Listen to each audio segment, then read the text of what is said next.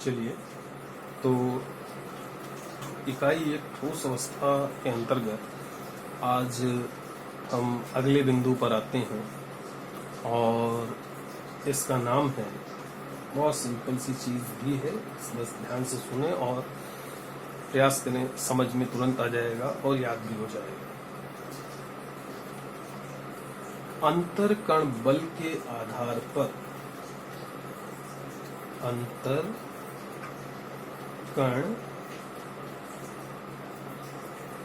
बल के आधार पर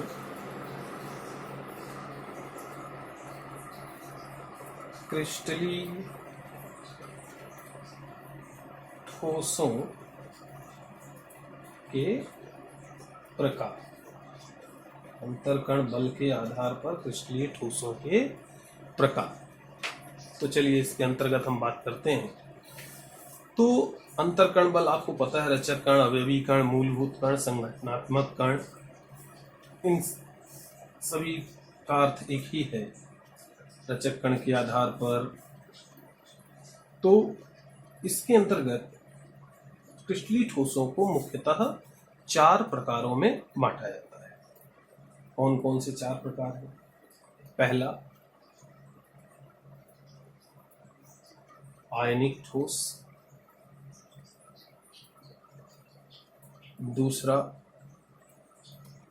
सह संयोजक ठोस। तीसरा, आणविक ठोस। और चौथा प्रकार है धात्विक ठोस। तो हम एक एक बिंदु पर बात करेंगे। सबसे पहले हम बात करते हैं आयनिक ठोस की। बहुत ही सिंपल सी बात है। आयनिक ठोस हम उन ठोसों को कहते हैं जिनके रचक कण, सिंपल सी बात है, नाम में ही लिखा हुआ है, रचक कण क्या होते हैं? आयन होते हैं।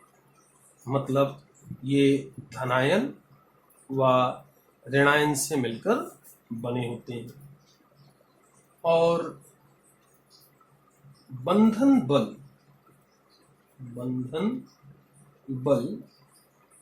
मतलब रचक कणों के बीच में पाया जाने वाला बल, जो इनको आपस में बांधे रखता है। तो इसको हम कई नामों से जानते हैं। ये होता है स्थिर वैद्युत बंध। आप इसको आयनिक बंध भी कह सकते हैं, कूलामाकर्षण बल भी कह सकते हैं। तो इसमें रचक कणों के मध्य स्थिर वैद्युत बंध पाया जाता है। ठीक है, ध्यान रखना। तो इन कणों के जो गलनांक क्वथनांक है, क्या होगा? गलनांक क्वथनांक क्या होते हैं? उच्च होते हैं। ठीक है, हम कुछ उदाहरणों की भी बात करें तो जैसे जितने भी क्रिस्टल हैं, NaCl, आयन से जो मिलके बने होते हैं, NaCl, KCl, CSCl, CaF2, ZnS, NaF, AgCl, LiF आदि मूलतः इन्हीं क्रिस्टलों की बात होती है। तो आयनिक ठोस जो धनायनों और ऋणायनों से मिलकर बने होते हैं, इन आयनों के मध्य स्थिर वैद्युत बंध पाया जाता है। गलनांक क्वथनांक उच्च होते हैं, जैसे NaCl, KCl आदि। ठीक है, अब दूसरा प्रकार लेते हैं। तो दूसरा प्रकार है सह संयोजी ठोस। सह संयोजी ठोस, हम इसमें भी उन्हीं बिंदुओं के तहत बात करेंगे। तो सबसे पहली चीज, रचक कण। सहसंयोजी जो ठोस हैं इनमें रचक कण होते हैं परमाणु, मतलब ये परमाणुओं से मिलकर बने होते हैं। ठीक है। और दूसरी चीज क्या है, बंधन बल, मतलब इस प्रकार के ठोस में जो इसको बनाने वाले कण हैं वो किस प्रकार के बल से आपस में बंधे होते हैं। हम बंधन बल के आधार पर ही प्रकारों की बात कर रहे हैं। ठीक है। तो इस प्रकार के ठोस में नाम मिलता है सहसंयोजक। तो सह संयोजक बंध पाया जाता है, बल पाया जाता है। ठीक है। मतलब इसमें रचक कण परमाणु जो है वो सहसंयोजक बंध या बल के द्वारा आपस में जुड़े रहते हैं।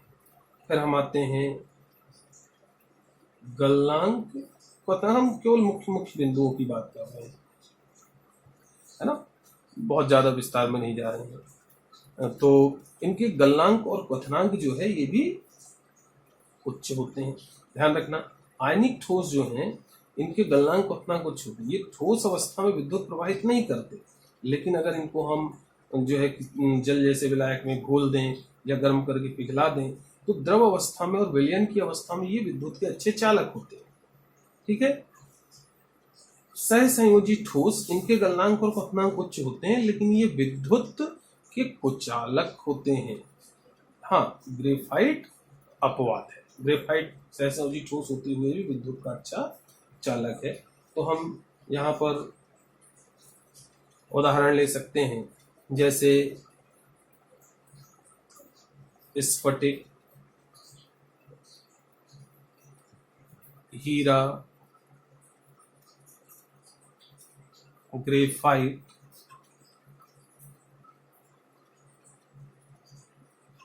सिलिका, कार्बोरंडम, भूरा टिन, बोरॉन, नाइट्राइट आदि। ध्यान रखना, हीरा जो है ज्ञात प्राकृतिक पदार्थों में सर्वाधिक कठोर होता है। ग्रेफाइट सहसंयोजी ठोस होते हुए भी विद्युत का अच्छा चालक है, मतलब ये अपवाद की श्रेणी में आता है। ठीक है। अब हम आते हैं अपने तीसरे प्रकार पर। तीसरा प्रकार है आणविक ठोस। आणविक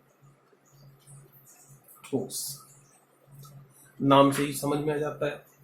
आणविक ठोस मतलब रचक कण कौन होंगे, अणु होंगे, मतलब इसमें एक अणु विभिन्न बंधन बलों द्वारा दूसरे अणुओं से जुड़ेगा और जिसके परिणाम स्वरूप इसका निर्माण होगा।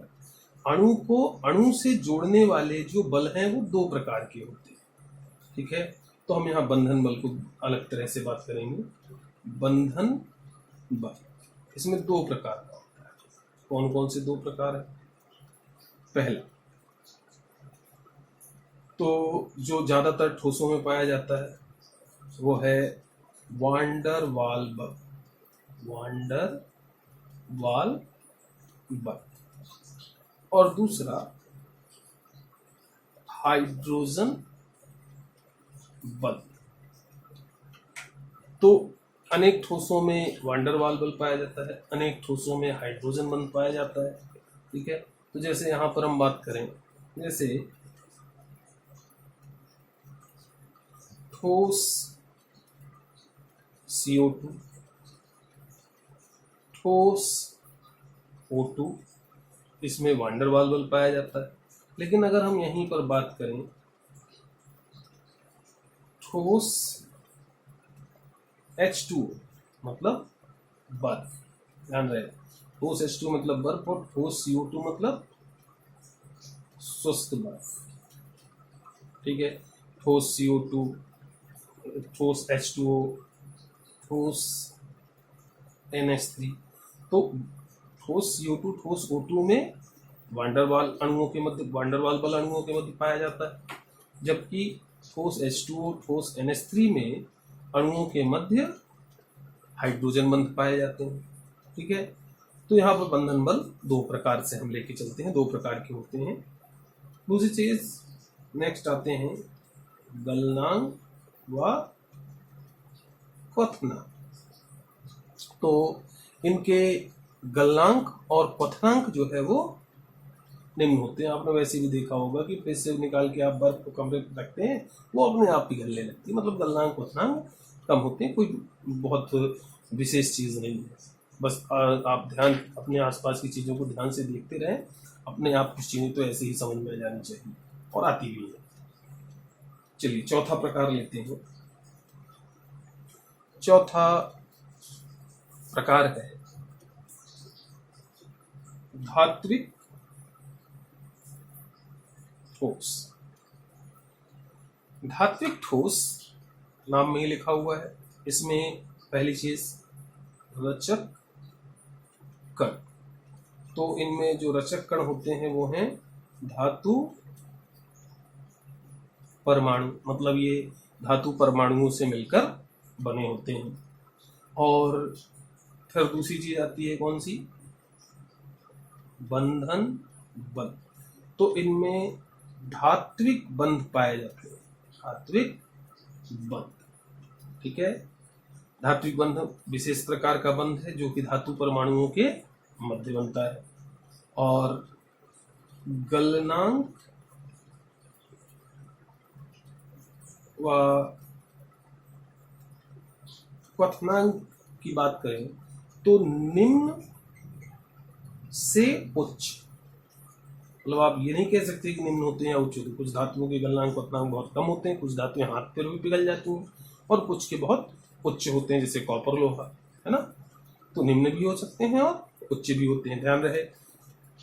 अब जो है कुछ उदाहरणों की बात कर लेते हैं। तो उदाहरण तो यहाँ पर आपको नाम में ही समझ में आ जाता है। उदाहरण, सभी धातुएं एवं मिश्र धातु, है ना। तो ये सब क्या है, धात्विक ठोस के अंतर्गत आती हैं, धात्विक ठोस के उदाहरण है, ठीक है। तो फिर से बात करें, अंतरकण बल के आधार पर क्रिस्टलीय ठोसों को चार प्रकार में बांटते हैं। आयनिक ठोस जो धनात्मक और ऋणात्मक आयनों से बनते हैं। स्थिर वैद्युत बंध इन आयनों के मध्य पाए जाते हैं। गलनांक क्वथनांक उच्च होते हैं। ठोस अवस्था में विद्युत के चालक नहीं होते, लेकिन द्रव्य या विलयन की अवस्था में विद्युत के चालक होते हैं, जैसे NaCl, KCl आदि। दूसरा, सहसंयोजी ठोस या रचक कण। रचक कण इनमें सहसंयोजी ठोस, रचक कण इनके होते हैं परमाणु। बंधन बल सहसंयोजक बंध होता है, मतलब परमाणुओं के बीच सहसंयोजक बंध पाया जाता है। गलनांक क्वथनांक उच्च होते हैं, जैसे स्फटिक, हीरा, ग्रेफाइट आदि, है ना। हाँ, जो है हीरा, विशेष बात ध्यान रखना है, हीरा ज्ञात प्राकृतिक पदार्थों में कठोरतम होता है। और ध्यान रखना कि सहसंयोजक ठोस जो है विद्युत के कुचालक होते हैं, लेकिन ग्रेफाइट अपवाद है, ये विद्युत का अच्छा चालक होता है। ध्यान रखना, सहसंयोजी ठोसों को नेटवर्क ठोस भी कहते हैं, क्योंकि इसमें परमाणु एक दूसरे से मिलकर नेटवर्क बनाते हैं, मतलब जाल जैसी संरचना बनाते हैं। तीसरा, आणविक ठोस, ये अणुओं से मिलकर बने होते हैं। अब अणुओं के मध्य दो प्रकार के बल पाए जाते हैं, इसलिए बंधन बलों के आधार पर हम इनको दो प्रकार में बांध सकते हैं, वांडर वाल बल आबंधित और हाइड्रोजन बल आबंधित। जैसे ठोस CO2, ठोस O2, ठोस CO2 को शुष्क भी कहते हैं, ये वांडर वाल बल के द्वारा इनके अणु आपस में जुड़े रहते हैं। और ठोस H2O, ठोस NH3 में अणुओं के मध्य हाइड्रोजन बंध पाया जाता है। इनके गलनांक क्वथनांक निम्न होते हैं, ये विद्युत के कुचालक होते हैं। चौथा, धात्विक ठोस, ये धातु परमाणुओं से मिलकर बने होते हैं। धातु परमाणु के मध्य प्रबल धात्विक बंध पाए जाते हैं। गलनांक क्वथनांक निम्न भी हो सकते हैं, उच्च भी हो सकते हैं। इसके अंतर्गत सभी धातुएं, जैसे कॉपर, है ना, आयरन, गोल्ड आदि सभी धातुएं आती हैं, और साथ में मिश्र धातुएं आती हैं। तो इस तरह प्रकार से हम अंतरकण बल के आधार पर क्रिस्टलीय ठोसों को चार प्रकारों में बांट सकते हैं। चलिए, तो ये रहा अंतरकण बल के आधार पर क्रिस्टलीय ठोसों के प्रकार। अब ठोस अवस्था के अगले बिंदु पर हम अपने अगले वीडियो में बात करेंगे।